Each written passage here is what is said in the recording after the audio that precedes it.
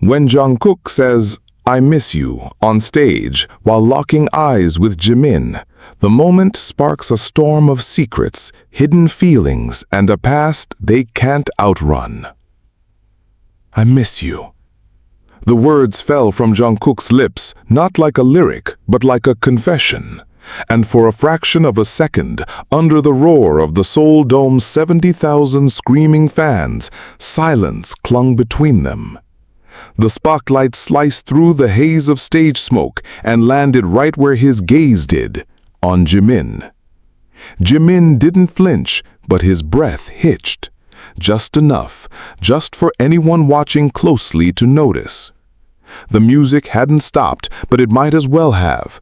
The synchronized dance moved on without him, without both of them, because for that single heartbeat, the world narrowed into a tunnel of searing white light, racing memories, and the unspoken ache that clung to their throats like smoke after fire. Jungkook wasn't supposed to say that. Not here. Not now. Not after everything they had buried. The audience thought it was part of the act, another cleverly crafted fan service moment. But backstage, the air had already begun to crackle. Taehyung's headset buzzed with sudden static. Namjoon froze mid-step behind the curtain. Yoongi, leaning against a rig case with his arms crossed, exhaled sharply through his nose. Only Hoseok moved, swift and silent, like he knew what was coming before it even started. Jimin didn't look away. That was the most dangerous part. And then the lights cut to black. Backstage, the silence stretched tighter than guitar strings before a solo. Jungkook walked off stage first, towel around his neck, heart hammering in a pattern he couldn't name. His skin was slick with sweat, but his mouth was dry, and the neon buzz of the green room lights stung his eyes like betrayal. Jimin followed a minute later, slow, steady, eyes unreadable. The room cleared for them like the parting of storm clouds. "Was that part of the set list?" Namjoon asked, voice low, careful, not accusing, not yet. Jungkook didn't answer, because he hadn't meant to say it. Or maybe he had. Maybe every line in that set list had been a slow burn to this moment, to the unraveling. He reached for a bottle of water, but his hand trembled. He saw it, everyone saw it, and no one said a word. Jimin stopped just short of him, not close enough to touch, but his voice when he spoke was a whisper that sounded like thunder in Jungkook's chest. "Why now?" Jungkook looked up at him. For a second, his eyes were glassy, like a window between them had just cracked, and now every memory tried to claw itself out. "Because I couldn't lie anymore." Jimin's jaw clenched. "You should have waited." "I did. I waited too long." Outside, the fans were still screaming, lights still flashing, but in here it felt like the walls were closing in. It hadn't always been like this. Once they were inseparable, not just as bandmates, but something softer, deeper, tethered by the kind of bond that didn't need names, the kind that could exist only in the cracks of stardom, in the hours after midnight, when the city slept and the world stopped watching. But something had happened 2 years ago, something neither of them talked about. A night in Tokyo, a room too quiet, a message left unread, and a goodbye that never sounded right. Jungkook never got closure, Jimin never gave it, and now the past had bled onto the stage, raw and bright under the spotlight. Later that night, alone in his hotel room, Jungkook stared at the ceiling. His phone buzzed once, a message from Jimin. "We need to talk, just us." He didn't reply, not yet. Instead, he closed his eyes and heard his own voice echo back from hours earlier, 3 words, a truth he had hidden behind verses and choreographies for too long. "I miss you." And he did, more than the stage, more than the music, more than anything that had ever come after. But missing someone didn't fix the damage, didn't unsay what had been said or undo what had been done. In another room across the hallway, Jimin sat on the floor by the window, the city stretching out before him like a dream he didn't know how to re-enter. His fingers hovered over the keyboard again, but no new message came. He remembered the way Jungkook had looked at him. Not with longing, not just that. There had been regret, pain, and something dangerously close to love, and he didn't know if he could survive that again. Not after surviving it once. The wind howled through the cracks of the hotel walls. Outside, Seoul shimmered with neon promises. Inside, two souls sat in silence, separated by 5 meters of hallway and 5,000 things left unsaid. Neither of them slept. The knock came just past 2:14 a.m. 3 short taps. No urgency, no hesitation. Jungkook already knew who it was. He'd been lying on his back, fully dressed, staring at the ceiling since midnight. The moment his hand touched the doorknob, the world seemed to still, like even time itself was bracing for what might happen next. He opened the door. Jimin stood there, in a black hoodie, hood down, hair tousled, eyes sharp and unreadable. "Can I come in?" Jungkook nodded once and stepped aside. No words, none needed. Yet. Jimin walked in without looking at him. His movements were deliberate, careful, like someone stepping through the ruins of a memory. He stopped in the center of the room, arms crossed, facing the window, not the bed. "You really said that?" he finally murmured.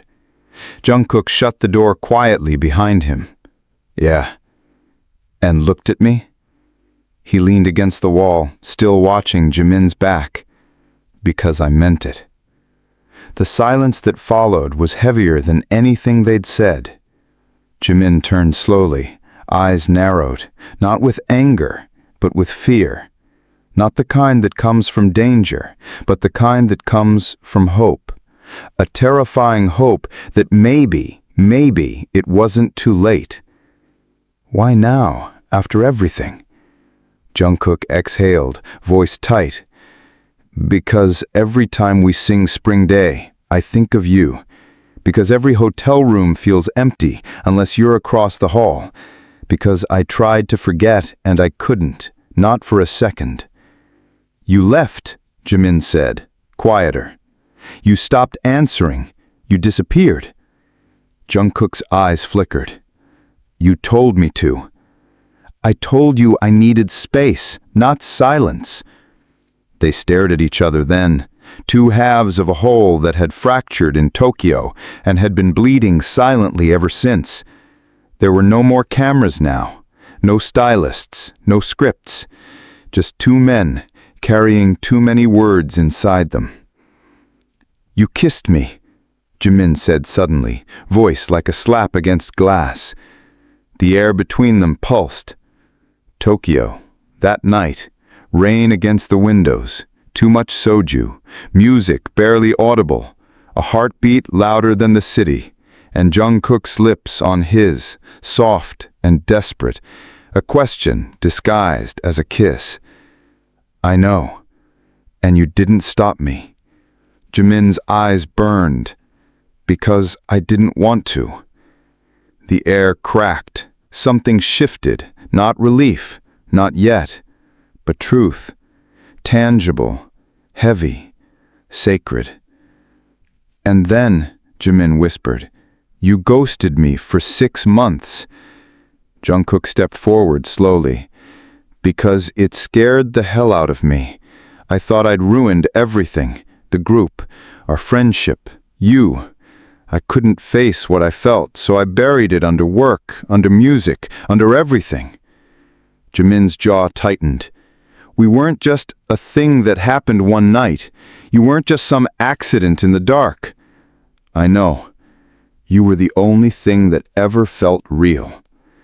And there it was, the confession he hadn't sung but had carved into every lyric since.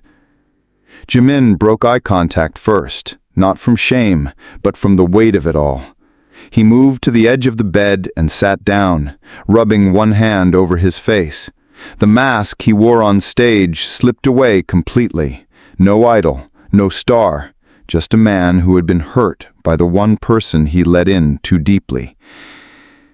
Do you know how many nights I stayed awake wondering if I imagined it all, if it was just a phase for you, if you kissed me because you were drunk or lonely or bored? Jungkook sat beside him, knees brushing. I kissed you because I loved you. Present tense. Jimin turned toward him again, eyes wide and fragile. You still? Yes. The word hung between them like lightning, dangerous and alive. Neither of them moved for a long moment. Their breathing synced slowly, the kind of rhythm only built from years of dancing together, singing together, hurting together. Jungkook reached out carefully, fingers brushing Jimin's knuckles. Then, say it again, Jimin whispered. What? Say what you said on stage. Jungkook's throat tightened. He met Jimin's gaze, voice soft but unwavering. I miss you. Jimin looked down at their hands. I miss you too. Outside, the city was beginning to fade into dawn, but inside that room, it was midnight still. The hour when confessions are raw and promises haven't yet turned to regrets. But then, a sharp knock. This one was different. Urgent. Jungkook stood, alert. The knock came again, 3 heavy thuds, followed by a muffled voice. Jungkook, you need to come, now. It was Taehyung, and his voice was strained. Jungkook opened the door. Taehyung looked pale, eyes wide with something that didn't belong in the warmth of a hotel hallway. There's something wrong, he said. You need to see the footage. What footage? The stage cameras from tonight. Jungkook's pulse quickened. What are you talking about? There was someone, Taehyung said, in the wings, near the rig, right before the lights went out. Jimin stood behind them now, tense. What are you saying? I'm saying, Taehyung said, there was someone backstage who wasn't supposed to be. And suddenly the confession, the kiss, the memory, the missed chances took a back seat, because something darker had been hiding in the shadows of their moment, and it had seen everything. The narrow hallway leading to the production control room felt colder than it should have. Even this deep into summer, even with the residual heat of a stadium packed with human bodies just hours ago, the chill in the air felt unnatural. Jungkook walked fast, Jimin just behind him, and Taehyung keeping pace with a haunted look in his eyes. None of them spoke. The silence wasn't comfort, it was a current, pulling them all toward something they couldn't yet name. They reached the media bay. Inside, Seokjin sat at the console, expression blank, fingers frozen above the keyboard. The screens before him were looping security feeds, dressing room corridors, rigging scaffolds, the stage wings. Yoongi stood in the corner, arms folded tight as if holding something in. His eyes were locked on one of the monitors, so intensely that he didn't even glance back when they entered. What is it? Jungkook asked, breath short. What are we looking at? Seokjin didn't answer. Instead, he tapped a key and let the footage roll. The screen showed a live angle feed from backstage. It was timestamped at 9:42 p.m.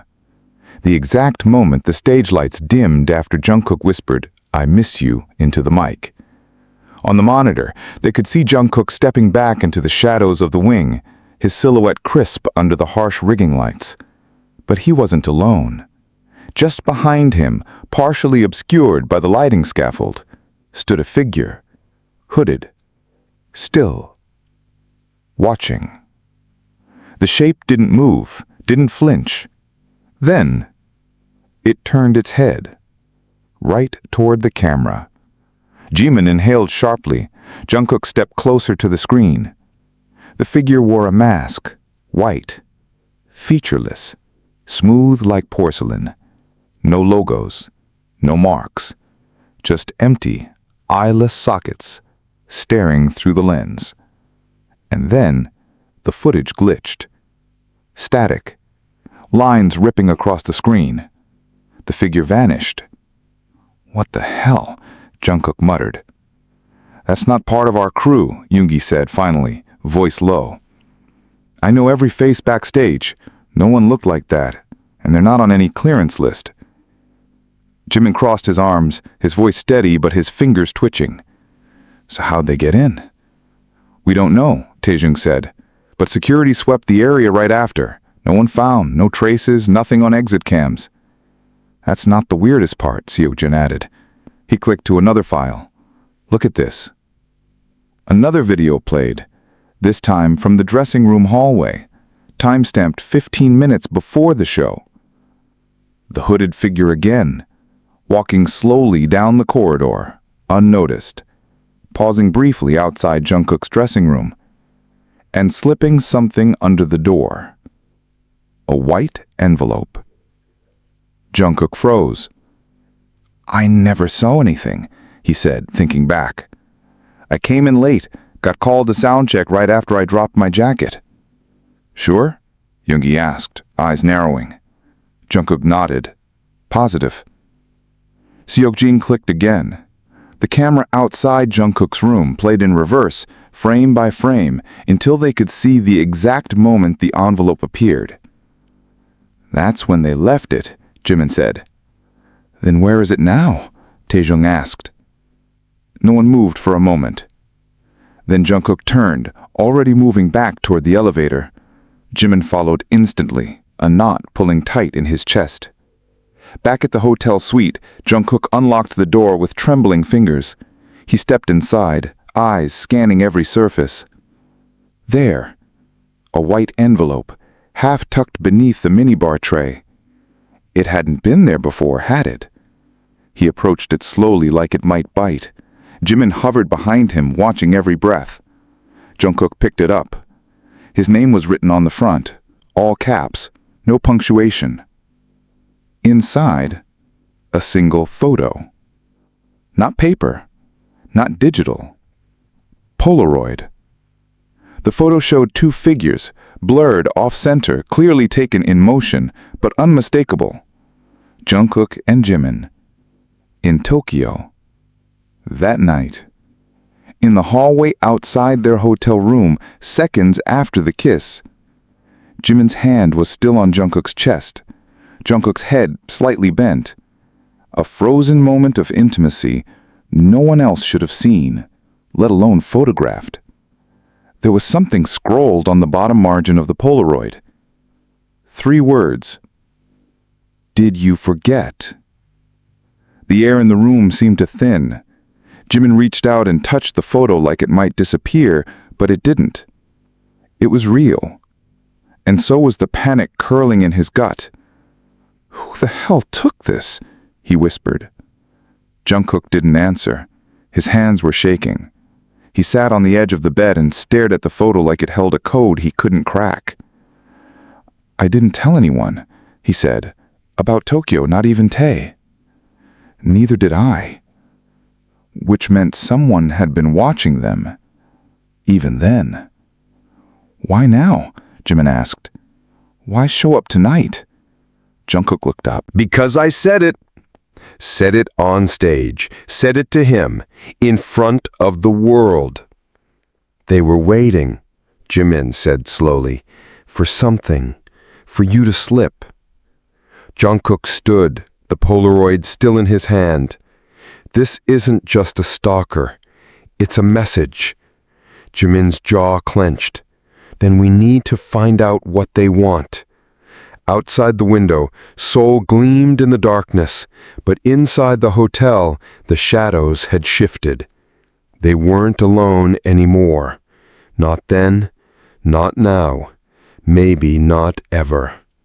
And somewhere, in a place none of them could yet see, someone was watching. Someone who remembered what they tried to forget. The next morning, the sun spilled through the hotel windows as if it had any right to shine on them.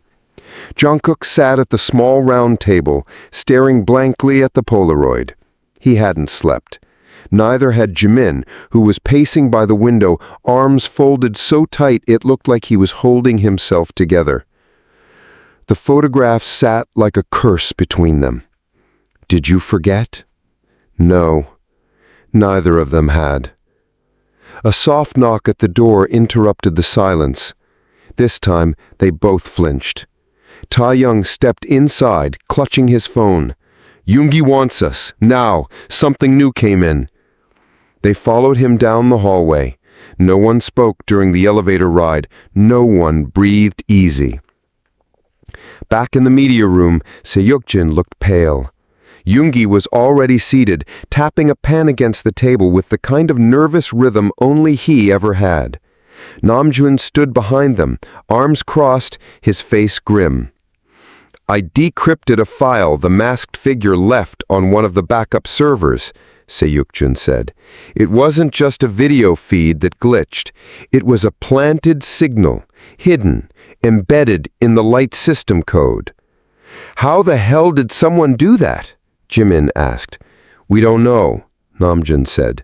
"But whoever this is, they had access, inside access." Yoongi pointed at the screen. A distorted video file played, grainy, black and white, like an old security feed filtered through static. Jungkook's heart stopped when he saw it. The Tokyo hotel hallway. Again. But not just them this time. Another angle. A third figure, watching from the end of the corridor, mostly hidden behind a vending machine. Still, camera in hand. "We cross-referenced the hotel logs," Seokjin said. "No guest was registered under the floor you two were on. But this footage, it shouldn't even exist. Their hotel cameras had no record of a third person." "Then how do we have this?" Jimin asked. "Because they wanted us to," Jungkook murmured. Everyone turned to him. He met their eyes, a strange calm flooding him now that fear had burned itself out. "They want us to see it. They want us to remember." Yoongi tapped the spacebar. The video ended. Another image appeared. A still frame. A mask. The same white porcelain-like mask, this time resting on top of a piano keyboard. And beneath it, sheet music. Familiar. Jungkook stepped forward. "That's Promise." Jimin stiffened beside him. He hadn't played that song in over a year. Not since the fight. "There's something else," Namjoon said carefully. "That photo you got last night, I ran the paper through the lab. It's from a discontinued Fujifilm batch, only sold in limited Tokyo stores from 3 years ago." The year of Tokyo. Meaning the photo wasn't printed recently. It had waited.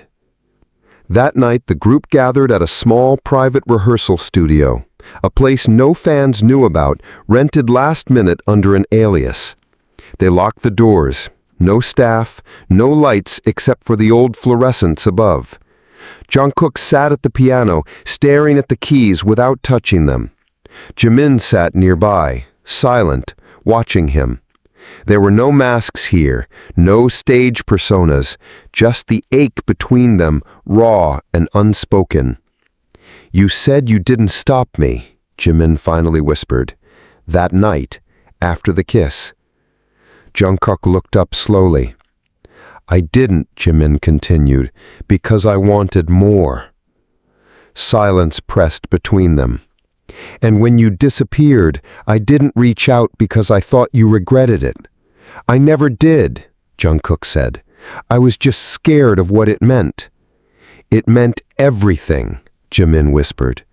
Their eyes met, and in that moment, something old and broken clicked back into place, fragile but whole.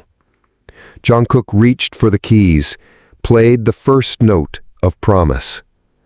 And then the lights flickered. Once, twice. Then darkness. A low mechanical hum filled the air. Every phone in the room buzzed simultaneously. Each screen lit up with the same image. A live stream. Grainy, but clear enough to recognize the setting. The Tokyo hallway. Again. But now the masked figure was standing in the center of the frame. This time it held something in its hand. A cassette tape. It lifted it toward the camera, pressed play. The audio crackled to life. Jungkook's voice from Tokyo. What if we ruined everything? Then Jimin's voice. Then we keep it a secret, just ours. Everyone in the room went still. It wasn't just surveillance anymore. It was memory, weaponized. Holy shit, Taehyung breathed. They recorded everything. The live feed ended. Jungkook stared at his phone, then looked at Jimin. They were there. That night, the whole time. Jimin's face was blank with shock, but behind his eyes, fire. No more hiding, no more ghosts. Whoever this was, they had crossed the line, and they were about to find out what happened when the hunted stopped running. The studio was silent except for the humming fluorescent light above, flickering like it couldn't decide whether to die or burn brighter. Jungkook stood slowly, phone still in hand, the words from the tape echoing in his skull. Then we keep it a secret. Just ours. He remembered the hallway, the chill of the carpet under his bare feet, the way Jimin's voice trembled, not from fear, but from hope. That moment hadn't been scripted. It hadn't even been planned. And someone else had been there, hidden, listening, waiting. This isn't just a threat, Yoongi said quietly from behind. It's a message. Namjoon leaned over the table, knuckles pale. More than that, it's leverage. They're not trying to scare us into silence. They're trying to control the narrative, public image, our legacy. They're bleeding the line between memory and performance, said Seokjun. That's what makes it so dangerous. If this goes public, it won't be about two people falling in love. It'll be about betrayal, scandal, conspiracy. They're turning our truth into a story they can tell better, Jimin said. Jungkook closed his eyes, heart pounding. He thought he'd feared rejection, exposure, even shame. But this was worse. Someone had taken something sacred and turned it into a play. He looked at Jimin. We tell it first. Jimin blinked. What? We take it back. We tell them everything before they can twist it. Namjoon's eyes widened slightly. You want to go public? I want to tell the truth, on our terms, no edits, no masks. Yoongi was already shaking his head. You do that, you risk everything, not just for yourselves. This affects all of us, the label, the group, the fans. The fans deserve the truth, and so do we. Namjoon paced slowly. And if the world eats you alive for it? Jungkook didn't flinch. Then at least I'm not hiding anymore. Silence fell again, this time heavier, filled with unspoken calculations and fragile hope. Let me talk to the company, Namjoon said finally. But if we do this, we need to do it right. Seokjun nodded. There's one more thing. He pulled up the last feed recovered from the masked figure's signal. A short video, blurry, filmed through glass. A person. No mask this time, just a glimpse. Dark hair, sharp cheekbone, a glint of something metallic in their ear. Possibly a communicator. The shot only lasted 2 seconds. Jimin's voice went cold. Wait, pause it. Seokyoon froze the frame. Jimin stepped forward, eyes narrowing. Zoom in. There. The earbud. Branded. A small, familiar symbol. That's a production company tag, Jimin said, from when we filmed in Busan. Jungkook stiffened. One of ours? Taehyung's voice was barely a whisper. It was an inside job. The next 24 hours moved like a bullet train.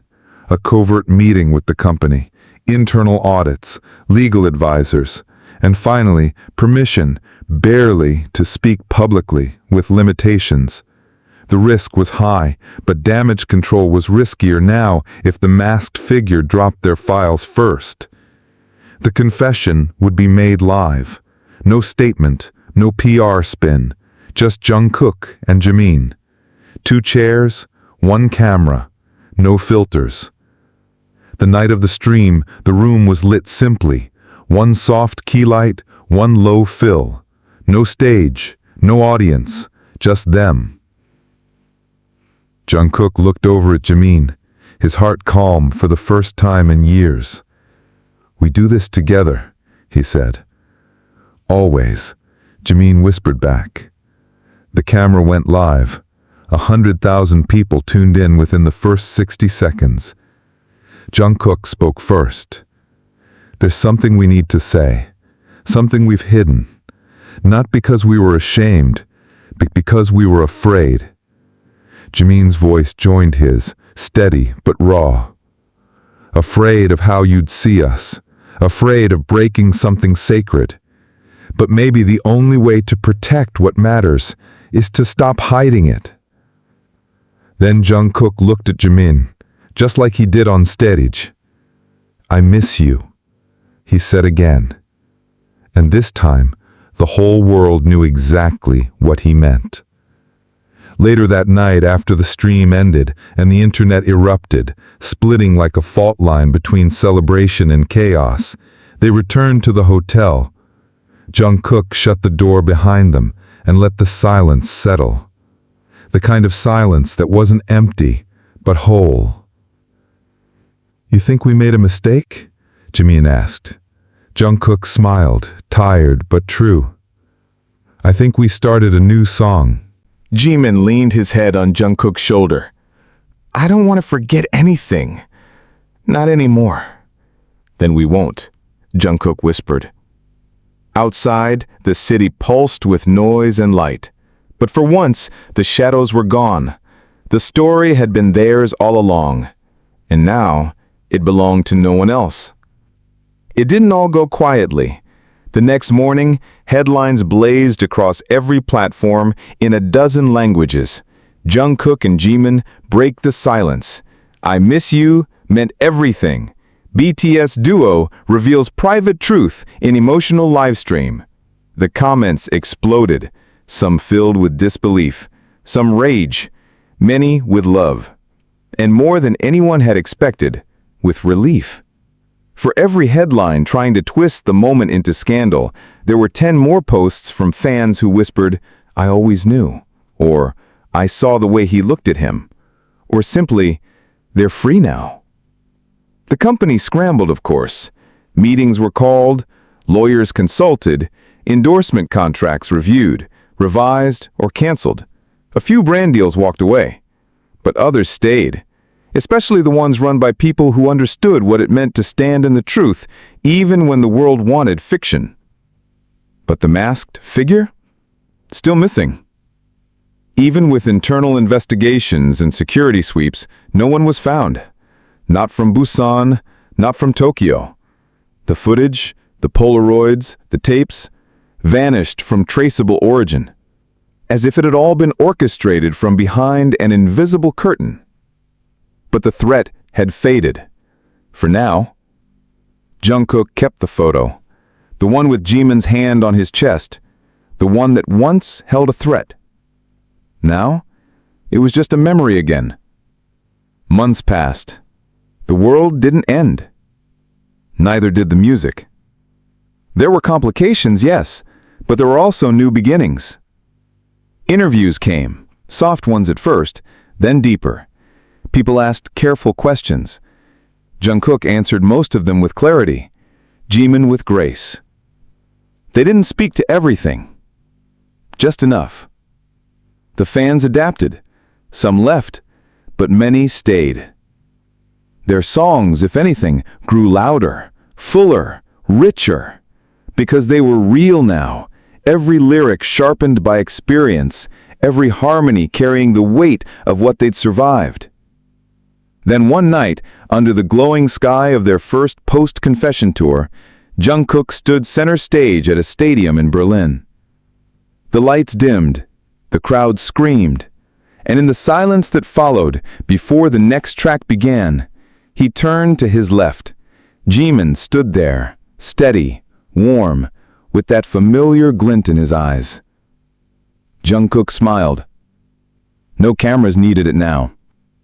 But still he said it, into the mic, as the wind carried his voice into the night. I missed you. And Jimin, this time, smiled back. You found me. The band kicked in. The crowd cried out, and the song began. Not a comeback, not an apology.